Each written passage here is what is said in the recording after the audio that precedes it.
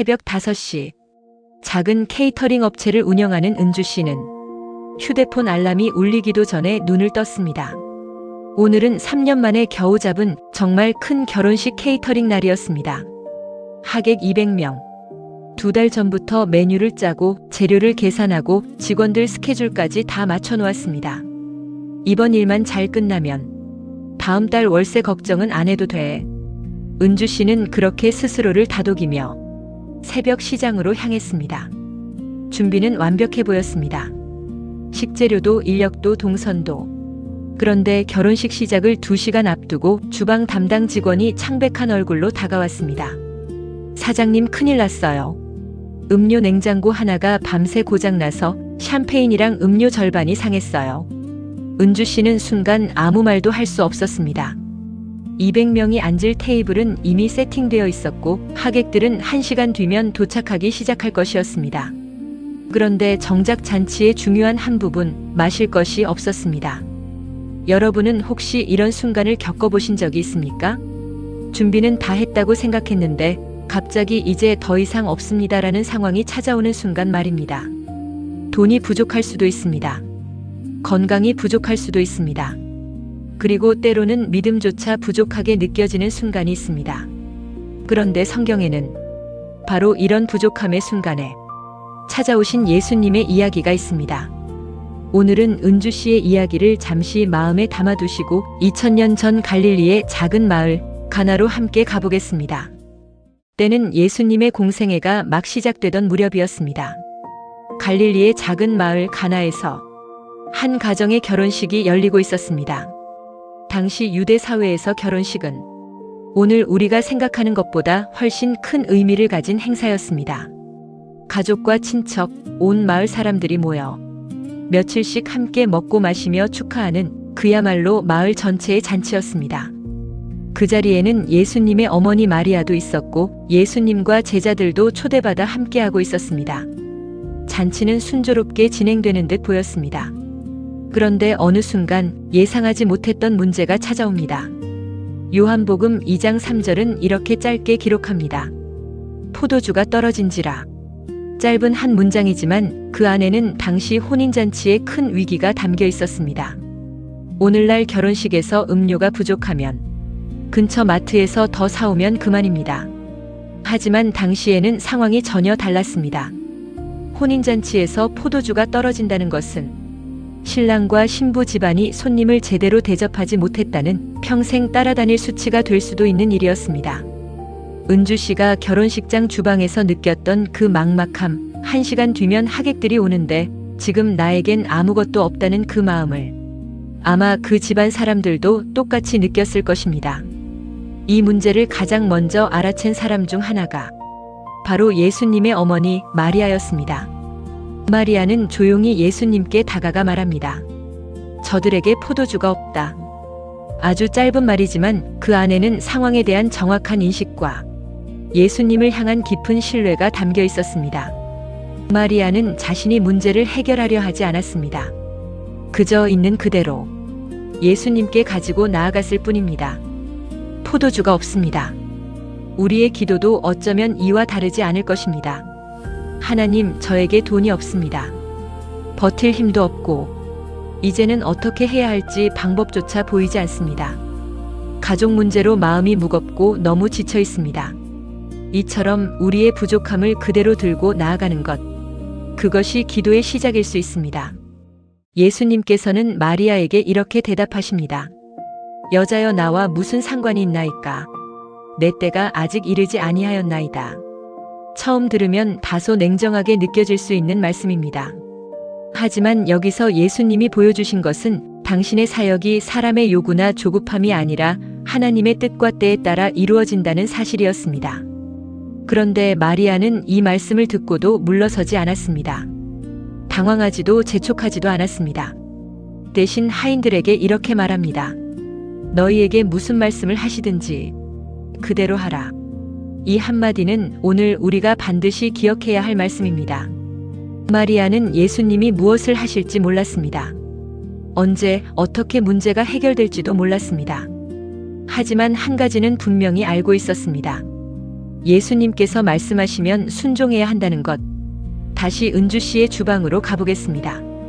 직원이 발을 동동 구르며 물었습니다. 사장님 어떡해요? 근처 마트도 지금은 다 문 닫았어요. 은주 씨는 그 순간 두 가지 선택 앞에 서 있었습니다. 하나는 패닉에 빠져 손님들에게 사정을 설명하고 행사를 축소하는 것. 다른 하나는 일단 지금 할 수 있는 일부터 차근차근 해나가는 것이었습니다. 은주 씨는 심호흡을 하고 말했습니다. 일단 남은 재료로 할 수 있는 걸 다 꺼내놓자. 연 회장 매니저한테도 상황을 솔직히 말씀드리고 혹시 여기 자재 창고에 남은 게 있는지부터 확인해보자. 거창한 해결책이 아니었습니다. 그저 지금 할 수 있는 가장 평범한 일부터 순서대로 해나가는 것이었습니다. 가나의 혼인잔치에도 그런 평범한 순종의 순간이 있었습니다. 그곳에는 유대인의 정결 예식을 위해 놓아둔 도랑아리 6개가 있었습니다. 예수님께서는 하인들에게 말씀하십니다. 항아리에 물을 채우라. 하인들은 아마 이해하지 못했을 것입니다. 왜 물을 채우라고 하시는 걸까? 지금 없는 건 포도주인데. 하지만 성경은 이렇게만 기록합니다. 그들은 항아리에 물을 채웠습니다. 이해되지 않아도 일단 순종했습니다. 물을 다 채운 후 예수님께서는 다시 말씀하십니다. 이제는 떠서 연 회장에게 갖다 주라. 하인들은 그대로 했습니다. 그리고 그 물을 떠서 연 회장에게 가져갔을 때 그 물은 이미 포도주가 되어 있었습니다. 성경은 그 변화의 순간을 자세히 설명하지 않습니다. 물이 어떻게 변했는지, 얼마나 빠르게 변했는지, 어떤 장면이었는지는 기록되어 있지 않습니다. 성경이 우리에게 보여주는 것은 오직 하나입니다. 예수님의 말씀에 순종했을 때 물이 포도주가 되었다는 것. 그런데 여기서 또 하나 놀라운 장면이 이어집니다. 연 회장은 그 포도주가 어디서 왔는지 몰랐습니다. 하지만 물을 직접 떠온 하인들은 정확히 알고 있었습니다. 연 회장은 신랑을 불러 말합니다. 보통은 좋은 포도주를 먼저 내놓고 사람들이 취한 후에는 덜 좋은 것을 낸다고 알려져 있는데 이 집은 오히려 가장 좋은 포도주를 지금까지 아껴두었다는 것이었습니다. 여기서 우리는 예수님의 기적이 가진 중요한 특징 하나를 발견합니다. 예수님은 단지 문제를 없던 일로 만드신 것이 아닙니다. 부족함을 채우셨고 그 결과는 사람들의 기대보다 훨씬 좋았습니다. 은주 씨의 결혼식은 어떻게 되었을까요? 연 회장 창고를 다시 확인해 보니 지난주 다른 행사에서 남겨진 스파클링 음료 몇 박스가 아직 그대로 남아 있었습니다. 원래 계획에는 없던 예상 밖의 재고였습니다. 급하게 얼음을 채우고 직접 만든 과일청을 섞어 즉석에서 새로운 웰컴 드링크를 만들었습니다.